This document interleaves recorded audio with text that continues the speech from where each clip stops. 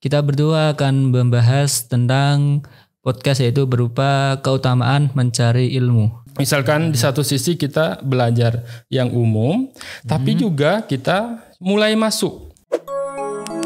Cahaya Rancamaya Islamic Boarding School. Bismillahirrahmanirrahim. Assalamualaikum warahmatullahi wabarakatuh. Waalaikumsalam warahmatullahi wabarakatuh. Alhamdulillahirabbil alamin wa bihi nasta'in wa ala umurid dunya waddin. Wassalatu wassalamu ala asrofil anbiya'i wal mursalin sayyidina wa maulana Muhammadin wa ala alihi wa sahbihi ajmain amma ba'd. Alhamdulillah, kembali lagi bersama saya Muhrizal Faqih. Dan kali ini saya ditemani sama Ustadz Kondiang. Sama siapa ini? Nama saya Jepri. Saya sebagai keluarga besar Cahaya Rancamaya. Kita berharap mudah-mudahan kita nanti bisa silaturahim secara langsung karena kita hari ini masih dengan pandemik. Mudah-mudahan nanti kita bisa silaturahim secara langsung dengan keluarga besar Cahaya Rancamaya, insyaallah. Insyaallah. Terima kasih Ustadz Jepri. Alhamdulillah.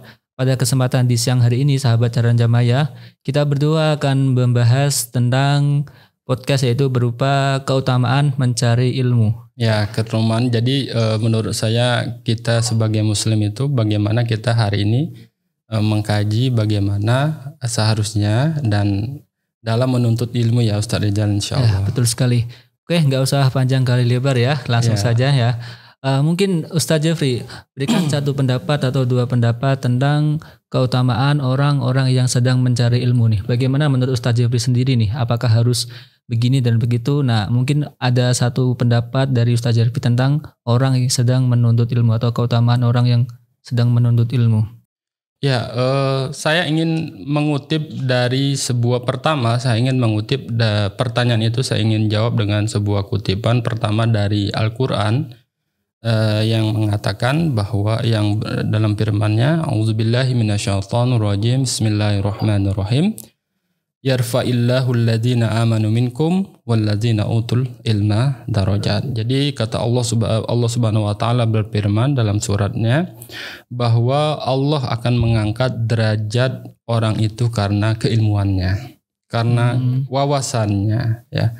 Jadi inilah dasar bahwa orang itu akan mulia dengan keilmuannya. Dengan keilmuan tersebut. Ya, karena dengan keilmuan itu sendiri. Makanya kemudian juga dalam ayat yang lain Allah Subhanahu wa taala juga berfirman, misalkan di salah satu ayat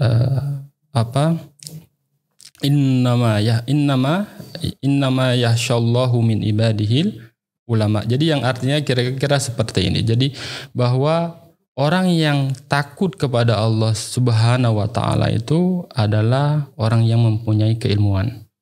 Nah, dalam ayat ini Profesor Dr. Quraish Shihab menafsirkan bahwa hanya orang yang takut dengan Allah Subhanahu wa taala itu ialah para ilmuwan. Ilmuwan tersebut itu. Mengapa? Karena mereka bertransformasi yang berkelanjutan, terus mencari dan mencari sehingga mereka menemukan bahwa apa sebenarnya tujuan dari keilmuan yang ada ini sekarang ini ya. Dari mana asalnya, dari mana akhirnya, dan seperti itu menurut saya.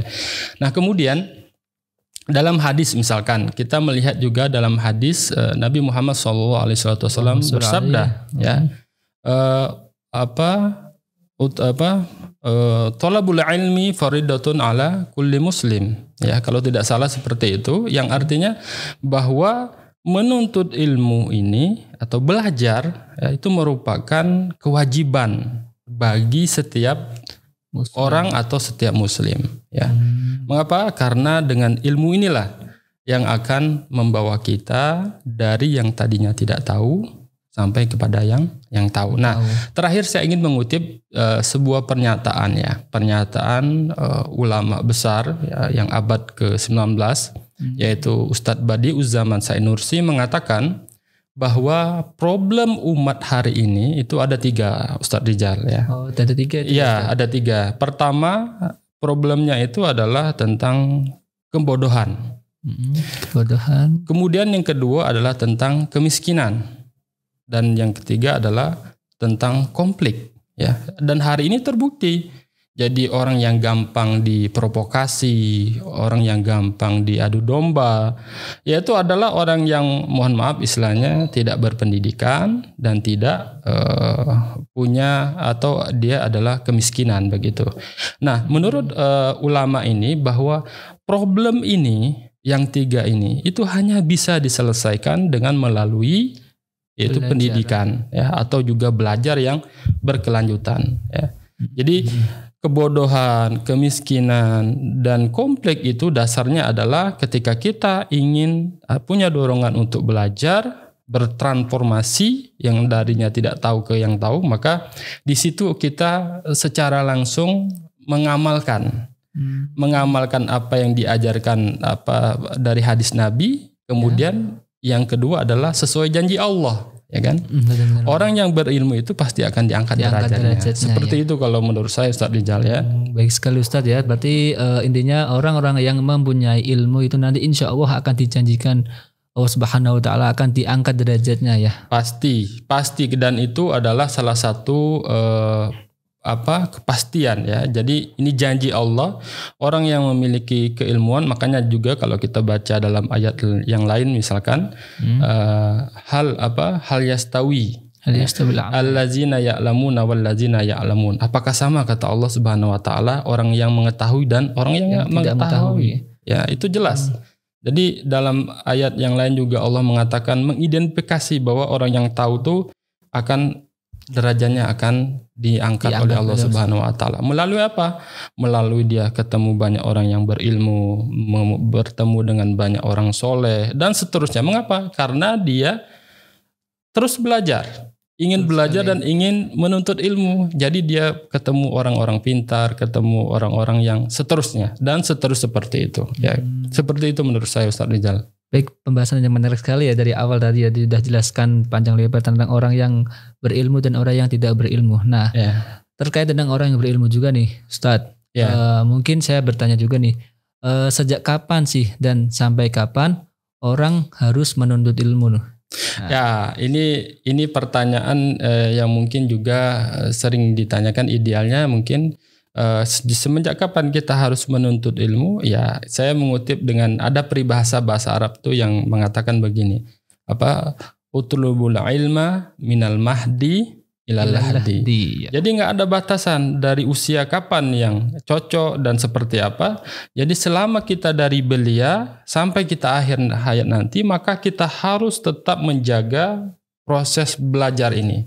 Nggak boleh misalkan kita hanya pokoknya kalau saya sudah bisa baca, sudah bisa nulis, saya berhenti stop. Nggak boleh berarti ya? Nggak boleh seperti itu. Jadi idealnya adalah sampai hayat nanti, akhir hayat kita nanti, maka kita di situ terus belajar.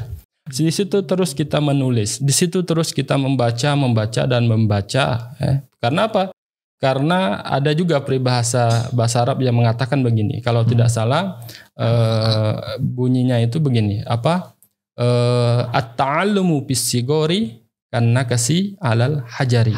Nah, jadi orang yang menuntut ilmu itu dari kecil itu sama seperti orang memahat di batu. Ya. Mengapa? Artinya dia kalau dari kecil sudah belajar, dari kecil sudah mulai ngapal, sudah ngaji, udah belajar Iqra, udah lancar baca Al-Quran, sudah hatam, udah dan segala macamnya, udah belajar bahasa. Maka insya Allah nanti dengan tumbuhnya usia itu bertambahnya dengan usia dia bertambah tetap nggak bisa lupa, tetap lengket di kepalanya. Akan ingat terus ya. Ingat terus, karena dia tadi dikatakan dalam peribahasa bahasa Arab tadi orang yang belajar dari kecil itu maka dia akan selalu ingat, selalu diingat di pikirannya. Mengukir di atas batu berarti tidak akan susah hilangnya berarti ya? Tidak susah hilangnya. Makanya kemudian pesan dari syair ini atau kata hikmah ini menurut saya Ustaz Rizal bahwa kita harus mulai anak-anak generasi yang masih kecil ini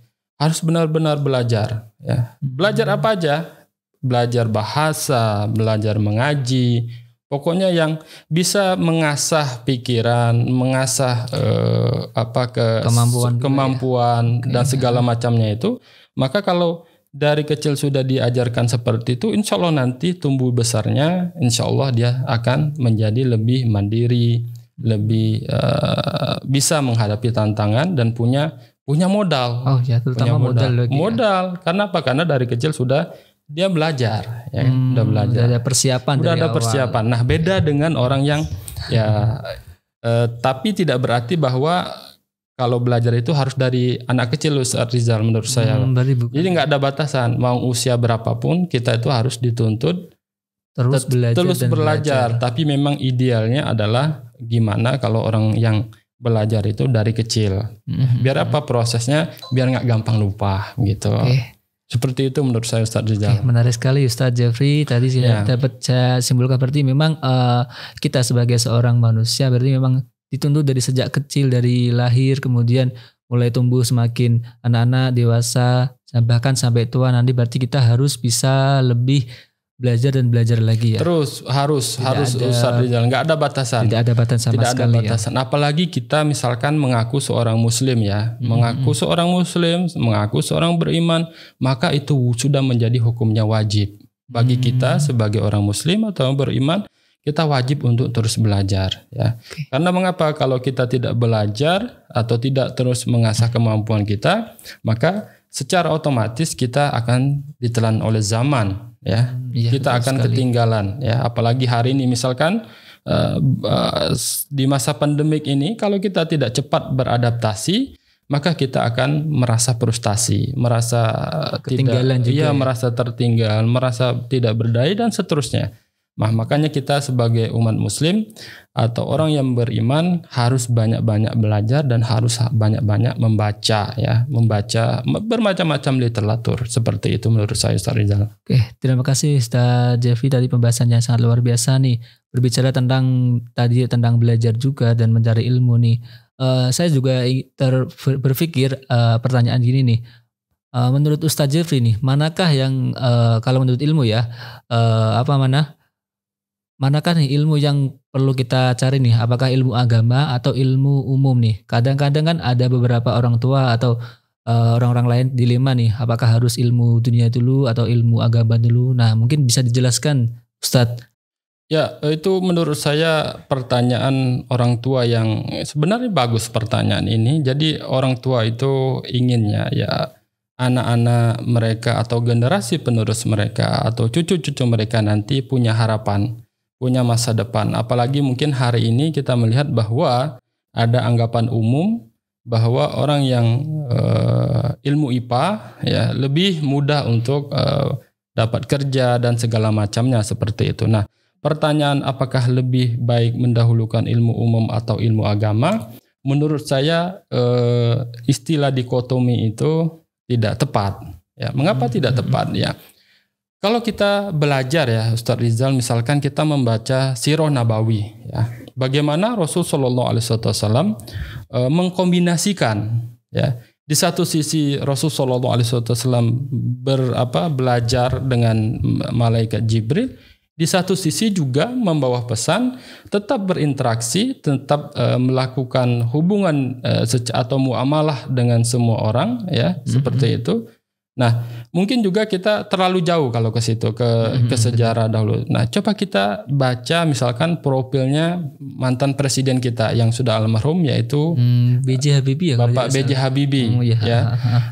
Kalau kita membaca profil beliau, ya kita bisa melihat ya bagaimana beliau meskipun latar belakang beliau sebagai orang penerbangan ya, dengan juga banyak karya-karyanya, tapi kalau kita membaca lebih detail sejarahnya, bahwa beliau tidak pernah meninggalkan atau melupakan atau mengabaikan tentang nilai-nilai keislaman, ya, nilai-nilai akhlak, nilai-nilai moral. Ya, makanya kemudian kalau kita baca lagi katanya, ya, yang juga sering kita dengar itu bahwa Bapak B.J. Habibie itu meskipun beliau fokus dengan ilmu penerbangan tadi atau ilmu umum, dianggap ilmu umum tadi, tapi beliau tetap punya pendirian. Gimana puasanya rutin? Ya. Puasa juga. Puasa rutin, ibadahnya juga tidak tertinggal. Ya. Sehingga, yang menjadi catatan penting bagi kita hari ini menurut saya, secara pandangan pribadi saya adalah bagaimana kita mengkombinasikan, Ustaz Rizal. Misalkan di satu sisi kita belajar yang umum, tapi juga kita mulai masuk kepada untuk belajar ilmu keagamaan. Ya. Mengapa? Karena insya Allah ini akan dengan sendirinya akan ketemu seperti ini. Ya. Dia akan ketemu nanti ujungnya itu akan ketemu bagaimana antara keislaman dan yang atau dalam bahasa keren hari ini yang sains itu pasti akan ketemu. Ya, pasti akan ketemu. Nah, idealnya memang seperti itu. Harus ada kombinasi. Jangan hanya fokus keagamaan, tapi juga harus mulai membaca tentang, kalau dalam perintah Al-Quran itu kan dalam surat Al-Imran kita sering dengar allazina yazkurunallaha qiyaman wa qu'udan dan seterusnya itu. Jadi di satu sisi kita belajar agama, tapi di sisi lain juga kita untuk mentadaburi ciptaan Allah, ciptaan alam ini. Artinya bukan hanya Al-Quran dan hadis seperti itu, tapi juga bagaimana kita misalkan pergi ke gunung, tapi di situ juga kita mentadaburi tentang kebesaran dan segala macamnya, seperti itu menurut saya Ustaz Rizal ya. Oke, terima kasih tadi menarik. Mungkin saya simpulkan sedikit, berarti kita harus mengimbangkan ya antara ilmu agama dan ilmu umum. Katakanlah sains di zaman sekarang ya. Tadi juga sudah diambil contohnya dari mantan presiden Indonesia yaitu B.J. Habibie juga, walaupun beliau sangat cerdas dalam bidang ilmu umum, akan tapi beliau juga mengimbangkan ilmu tersebut dengan ilmu agama. Contohnya juga beliau juga tidak lupa dan bahkan rutin untuk melaksanakan puasa-puasa sunnah Senin Kamis terutama. Benar. Seperti itu Ustaz Rizal. Menurut saya juga ke depan itu kita harus menjadi, dan ini tuntutan sebenarnya Ustaz Rizal, tuntutan kita sebagai orang muslim itu gimana di satu sisi kita sebagai muslim, tapi di sisi lain juga kita punya keilmuan yang umum dan global seperti itu Ustaz Rizal. Menarik sekali ya Ustaz Zulfi. Mungkin terakhir ini yang ingin saya tanyakan ini. Tadi kita sudah membahas tentang orang-orang yang mencari ilmu. Nah, sekarang kalau orang yang sudah punya ilmu, tapi orang tersebut tidak mengamalkan nih, mungkin berikan pendapatnya nih terkait orang tersebut nih. Ya, ini menurut saya ini pertanyaan yang juga mengusik ya, pertanyaan juga yang menurut saya ini harus jadi renungan semua kita. Makanya kemudian dalam Al-Quran itu ada istilah diumpamakan seperti pohon yang rindang. Pohon yang rindang tapi yang tidak berbuah seperti itu. Nah, nauzubillahi min zalik ya. Nauzubillahi min zalik, kita selalu berlindung dari Allah Subhanahu wa taala bahwa mudah-mudahan kita termasuk orang yang bisa tetap memberikan manfaat kepada orang lain ya. Karena mengapa Ustaz Rizal, dalam bahasa Arab itu ada dua kata tentang bodoh ya. Pertama itu adalah jahil ya. Dari kata jahala ya, jahilu itu adalah orang bodoh. Orang bodoh itu maksudnya memang dia belum tahu. Jadi dia belum tahu, itu disebut dengan orang yang bodoh. Orang bodoh atau orang jahil itu. Iya, orang jahil. Nah, tapi ada juga orang yang disebut jahil, itu apa? Orang yang sudah tahu Ustaz Rizal, tapi dia nggak mengamalkan. Itu disebut dengan istilah juhala. Juhala. Ya, istilah juhala. Nauzubillahi min zalik ya Ustaz Rizal. Jadi ini juga PR bagi kita ya. Bagaimana kita bisa di satu sisi kita belajar, tapi juga di satu sisi bagaimana kita bisa memberikan buah untuk orang lain. Artinya mungkin kita juga sering mendengar bahwa nilai kita itu atau nilai manusia itu adalah ketika dia bisa banyak memberi manfaat untuk orang lain, begitu kan? Iya, betul sekali Ustaz. Sebagaimana di hadis Nabi Muhammad SAW, khairun nas anfa'uhum linnas. Kalau jadi tidak salah ya. Orang yang paling bernilai, manusia yang paling bernilai itu adalah bukan yang banyak ilmunya untuk diri sendiri. Iya, betul sekali. Bukan orang yang banyak harta untuk diri sendiri atau keluarga, bukan kan? Tapi bagaimana dia untuk dia dan juga untuk orang lain. Artinya mungkin dengan ilmunya dia sedekahkan ilmunya, orang jadi bisa baca, orang bisa menulis, itu amal jariah. Amal jariah ya. Amal jariah ya.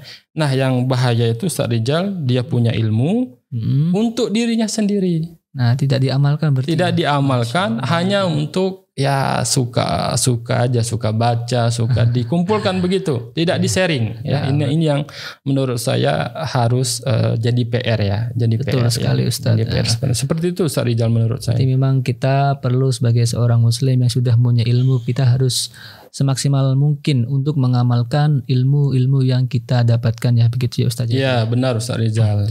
Oke, menarik sekali tadi pembahasan yang dijelaskan sama Ustaz Jeffrey. Insya Allah kita akan sambung lagi. Mungkin cukup ya Ustaz Jeffrey ya? Saya pikir kita cukupkan Kayaknya dulu Ustaz tadi Rizal. banyak sekali Sebenarnya ya menurut saya ini tema sangat panjang Ustaz Rizal. Betul sekali. Tapi lain kesempatan insya Allah kita sambung lagi terkait dengan tema ini. Seperti Baik, itu. terima kasih Ustaz Jeffrey atas Sama-sama Ustaz penjelasannya Rizal. sudah datang di Markas Cahaya dan Jamaah yang Terima sangat kasih luar biasa sama-sama sekali. Ustaz Rizal. Insya Allah kita akan sambung di pertemuan selanjutnya. Kalau mungkin ada sedikit masukan atau apa mungkin bisa disampaikan insya Allah. Yuk kita tutup bareng-bareng Ustaz Jeffrey. Kita Mari tutup dengan sama-sama. bacaan Alhamdulillah bersama-sama. Alhamdulillahirabbil alamin. Syukran ala husni ihtimamikum. Wassalamualaikum warahmatullahi wabarakatuh. Waalaikumsalam warahmatullahi wabarakatuh.